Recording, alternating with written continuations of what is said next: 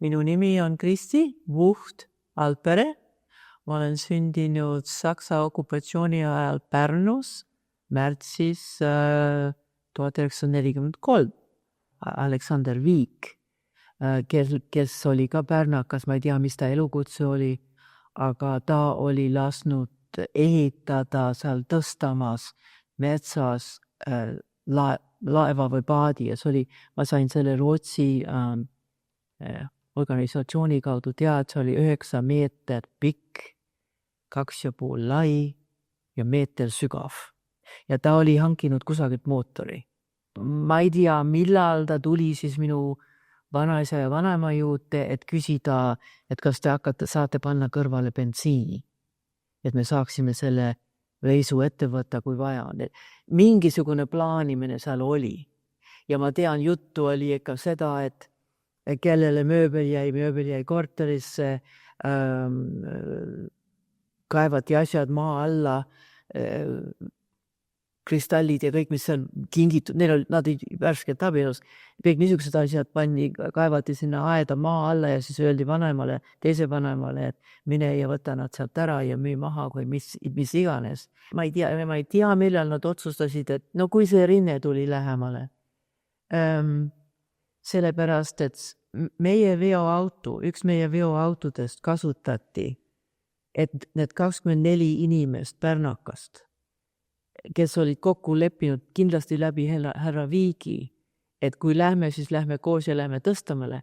Nii et meie veoautos need korjati kõik üles või kas nad tulid kokku kusagile, ega seal nii vabalt ei saanud jagu otsustada, et nüüd ma kohtan sind seal nurga peal. Nii et mingisugune organiseerimine ikka pidi olema, sest et nad sõitsid koos. Me käisime emaga seal Tõstamaal. See on niisugune poolsaar, läks sinna poole alla ja kusagil seal metsa all oli see paat ja auto jäi siis sinna, aga kus see oli täpselt, ma ei tea, ema ei mäleta, et see oli pimedas, täielikult pimedas, kui nad sõitsid sinna. Paat läks üle mere, ma oletan, et see võttis 2 päeva, ma olen lugenud, et on 2 päeva ja läks Gotlandini välja, aga torm oli nii jube, et seal oli kivid, ma ei tea, kus nad olid seal Gotlandi ääres, et nad ei saanud maanduda ja siis nad tulid tagasi Ruhnu peale. Ja siis talumehed andsid neile öömaja, kus nad kõik 24 tükki läksid, ma ei tea, aga ema ütles, et nad olid seal nädal aega ja et tema, mina ja isa, meil olime kusagil mingisuguses komois või kapis magasime need ajad ja siis oli tulnud üks kalurinaine umbes nädal aega hiljem ja siis oli öelnud, et nüüd te peate minema. Ja siis hakati uuesti minema ja siis sai sinna Gotlandisse tagasi ja me oleme registreeritud Slite rand või mis iganes seal oli. Ma arvan, et Slites oli siis see esimene, ma ei tea, kas seal majutusi oli või kas seal oli barakke või midagi, aga nagu ma olen lugenud ja vaatanud ja uurinud, otseselt olid ju teadlikud, et me tulime ja ma tean, et septembri ja oktoober olid need kõige rohkem laevu tuli. Vaadates need statistikat. Ma leidsin see foto, ma tegin nende suunud. See on võetud novembris, aga kusagil ei ole taha kirjutatud, kus ta oli. Aga kusagil oli, et seal nad said ööbimist, kõik oli teises toas, et seal oli ka toitu. Ja see on kõik, mis ma tean sellest, aga see pidi olema ka mingisugune ma ei tea, kas laager või pansionaat või majad või kus nad panid inimesed. Ja kui sõda lõppes, siis oli kohe, et millal sa koju lähed nüüd? Mine koju, sellepärast, et kodu on vaba. Mäletan ka juttu, et see Eestisse tagasi kutsumine ja mul on ka meeles midagi, et ema ütles, et midagi tuli vanaema käest Eestist, tema ema käest. Ma ei tea, mis see oli, aga midagi oli, et tulge ikka koju ja kõik on siin korras ja nii ja naa. Ma mäletan, mu isa pani rusikaga, pani käe laua pihta ja ütles, et me peame siit minema nii kaugele, kui me saame. Nii et neil oli tundmine, et seal ei olnud mitte turvaline ja et neil ei olnud lootust sinna jääda, kuigi nad tahtsid ju kõik koju minna, aga see oli juba hilja 48, et midagi ei olnud Eesti pool muutnud ja ma arvan, et siis hakati neid laevu ostma ja kõik, et siit ära minna. Onu ja tädi ja vanaema ja vanaisa läksid Stockholmi, me olime Göteborgis, läksid Stockholmi viisat saama. Lapsena ma mäletan seda, ma olin siis 5. Ja nemad läksid sinna, sest mulle saadeti postkaart ja see oli suur asi. Ja nemad tulid tagasi ja neil olid ametlikud Kanadasse pääsemiseks viisa. Ja mida nad pidid pakkuma selleks oli, et kui nemad jõuavad Kanadasse, et 3 aasta jooksul nemad ostavad talu ja hakkavad talu pidama. See oli see tingimus. Ja nemad lahkusid Gripsholmi laevaga. Ma mäletan seda, kui me läksime neid ära saatma ja nemad läksid Kanadasse. Et see asi hakkas vaikselt arenema, see äraminek. Nii et see oli vaikselt jagatud kõik, see info. Ja siis need kembid ja kalurid, keda sa kindlasti tead, sealt Raeküla poolt, nemad siis ostsid selle Pärnu, see oli miinilaev, puumiinilaev. Ja siis nad olid kalurid Eestis ja nad olid ka kalurid seal kusagil saarte peal Rootsis. Ja siis nad ostsid selle laeva ja siis ehitasid selle kõik ümber ja siis põrandaalune info hakkas liikuma. Nii et kui tädi ja onu juba ära läksid, see oli paikas ja laps ei tea ju midagi. Ainuke asi, mis mina tean, et vanaema ja vanaisa ja kõik läksid ära ja jätsid mind maha, mis oli 5 aastat, 4 aastat arudune asi. Ma alati olin oma vanaisaga koos. Aga mis ma mäletan, oli, ma pidin siis valima mängu asju ja see ütles mulle, et me lähme kusagile. Mul oli mõned nii vähem, kui mul neid mängu asju oli, aga üks oli see banker, see oli niisugune nukuvanker ja telefon. Ja ema ütleb, et ei saa seda telefoni kaasa, ei saa võtta, et sa segad inimesi laevadel. Ja see ütles mulle siis, et me lähme kusagile. Kuidas me Malmösse läksime, seda me ei mäleta ka hästi. Aga sinna me sattusime ja siis see Pärnu laev oli juba valmis ja inimesed kogunesid. Ja sellest ma mäletan 2 asja seal Malmö sadames. No lapsed me mängisime seal väljas, seal raudteerööpad jooksid seal ja seal oli niisugune kruusane, me mängisime seal. Ja üks päev tuleb ambulants, sõidab ette ja sealt tulevad selle kanderaamiga üks proua. Igatahes tema sünnitas ja siis nad toid ta laeva peale. Ma ei tea, kas nad jäid laeva peale, kas nad tulid või ei mitte, aga see oli lastele ju tohutud põnev. Nii et see oli. Ja mis ma aru sain, et see laev mootor ei töötanud, kui me esimene kord välja säksime sealt. Ja siis tulid tagasi, siis me pidid osasi tellima kusagilt. Ja see võttis 3 nädalat. Ja need inimesed olid kõik kohal.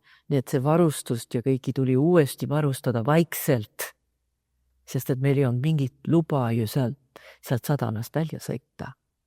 Ja nagu ma aru sain, ka jälle hommikuvara, kell 5 või midagi, sõideti sealt välja ja oli öeldud, et me lähme Norrasse puhkusele. Ja siis oli olevat olnud keeld ka, et me ei tohi üle mere minna, sellest neil ei olnud küllalt neid päästepaate. Ja kusagil ma lugesin veel, et üks laev oli seal, aga pani silmad kinni ja lasi meid mööda minna. Ja siis me läksime üle Inglismaa. Mäletan, et üks päev, et seal on saared, tule vaata, seal on saared. Ma arvan, et need olid need Hebrides või mis seal üleval on. Ja lapsed olime, ei kartnud midagi. Rändasime mööda paati, seal olid taga olid niisugused suured piimkonteinerid ja need olid täis kuivi herneid eeses. Ja siis seal oli kokk ja kõik. Ja me istusime seal paati peale ja sõime neid kuivi herneid. Ja mis meid hirmsasti hirmutas, oli laeval oli, ma ei tea, mis need on, need augud seal, kus vesi tuleb sisse, läheb välja. No loomulikult, kui sa väike oled, see on siiamaani sulle. Ja see oli, seal oli meil hirm. Aga muidu me toimendasime kogu aeg oma ette ja no meie kajut oli väga luksuslik ju. Mõlemis pool seda, see alumene, mis seal oli. See oli kitsaslaud, oli keset, nagu piknikulaud, pingid olid siis mõlemis pool ja siis kajutid olid ehitatud nagu sahtlid.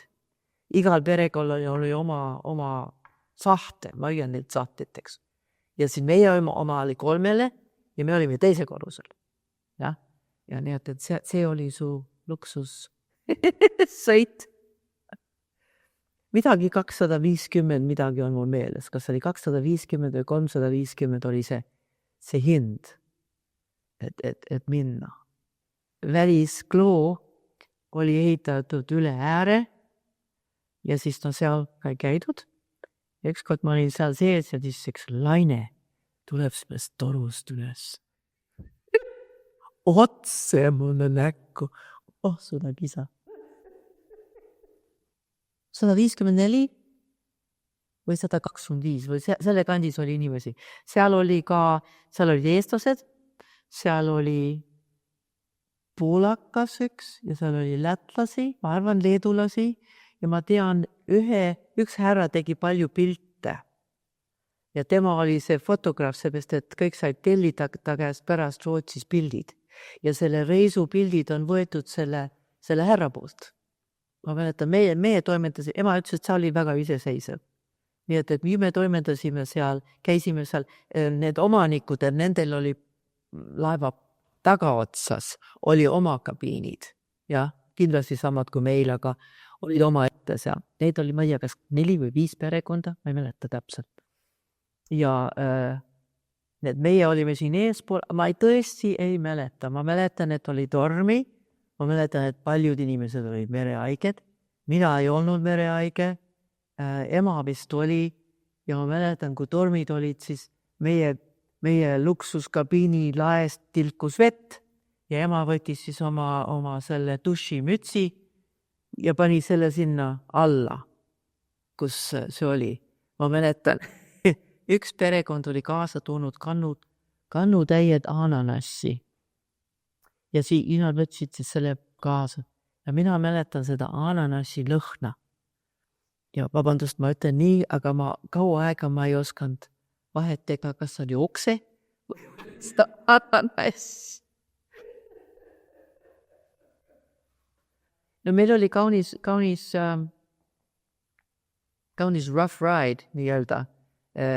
Ma lugesin nüüd hiljuti kusagilt, et see kapten Tsõkstorf oli kapten ja ta oli elukutseline kapten. Ja tema sai laeva reisi prii, kuna tema oli kapten, tema ja ta lapsed ja abikaasa. Ja kusagilt Inglismaalt olevat olnud, see oli nii udune kusagil seal ka. Ja et kusagil laev oleks peaaegu kusagile pihta sõitnud. Aga õnneks mitte. Ma tean, isa ja need mehed, kõik need sõbrad, nad olid alati seal üleval roolituas. Isa aitas ka siis mootoritega ja nad tegid nagu vabatahtlikud tööd seal kõik. Nii et ma tean, isa oli ka alati roolitoas teistega. Ma ei usu, et nad järele maksu. Minu vanemad ei teinud laenu. Nad kõik sai makstud ikka sularahas. Ja nemad olid andnud osa oma perekonna vahel oli lepitud nii kokku, et see raha, mis neil oli, et Kanadasse minna, nad klapisid selle kokku. Ja ma arvan, nad andsid, sest tädi väiksed märkmikus on jälle, kui palju igaüks andis vanaema ja meie ja nii ära. Ja selle rahaga nad läksid Kanadasse ja ostsid maja. vähemalt maja. Ja selles majas ma kasvasin ülesse. Aga me elasime kaks kuud elasime vangis, seal Pier 21, kuna meil ei olnud viisasi. Ja see on järgmine reis, merereis. Ja kui me sealt tulime, siis kui me Halifaxi jõudsime, seal peaks olema üks pilt ka seal arhiivis, kus Kembi seisab laeva lipu varda all. Eesti lipp on väljas ja me läksime Halifaxi sadamasse. Ja siis me pidime jääma sinna välja ankuri peale ja siis need ametnikud tulid pead. Ma mäletan, et tõid lastele kommi. Ja ma ei tea, mitmes laev meie olime. See Vaalnut oli esimene. Ma ei mäleta, kas keegi oli veel seal vahepeal tuli, aga Pärnu oli ka üks natuke suurematest. No Kanada riik ei tahtnud meid ju ka, nad ei teadnud, mida teha. Neil ei olnud mingisugust immigratsiooni policy'd ja nad ei tahtnud meid. Ja ma tean, et seal Pier 21, see Carrie Ann saatis mulle telegramme, mis nad saatsid kogu aeg, et ärge tulge, minge minema, minge tagasi, keerake ringi, minge tagasi, teid ei ole lubatud siia tulla, aga kõik need laevad ei pannud tähele. Ja nagu ma ütlesin, neil oli see policy, aga siis nad vajasid töölisi ja sellepärast nad hakkasid tasakesi siis laskma sisse. Ja mu üks kiri, mis ma nägin, oli, et üks konsul, Kanada riigi konsul kusagil Stockholmis või midagi, hakkas Kanada mina ei tea, mis osakonna all oli see immigratsioon, ütlema, et te peate natukene muutma seda, neid nõudmisi, seepärast, et see on võimatus, et põgenikudel on $2000 tulla sinna. Ja see oli põrdumisi väga aus kiri oli. Ja igatahes siis me saime sinna Halifaxi. Naised ja lapsed, neil viidi ära sealt laeva pealt ja mehed jäeti sinna. Ja meid viidi siis sinna Pier 21-ni. Ma olen seal nüüd hiljuti käinud, aga ma mäletan seda suurt, kõrget saali. Ja seal olid pingid ja seal olid niisugused lauad, kus tehti interviewsi. Ja ma mäletan, ema ja isa istusid siin ja mina olin seal kõrval. Ja siis hakkas see paberid ja mul on ka kodus. Ja 2 päeva peal, kui me sinna jõudsime, siis me anti ju need riigist välja saatmise paberid. Et te ei ole vastuvõetav, te jääte riigile nuhtluseks, kaela, et palun minge nüüd tagasi sealt, kus te tulite. Ja siis loomulikult see oli vist ametlik protseduur. Siis me olime seal, no neil olid toad ja mitte barakid, aga toad ja nagu dormitories, no, ühiselamud. Mehed olid ühes, naised olid, lapsed olid ühes ja siis keskel oli niisugune selline kujune tuba, välja me ei lastud kaua aega ja siis nad hakkasid meie paberid siis Rootsiga korraldama. Seda ma mäletan, meie paberid Rootsiga tulevad korraldada.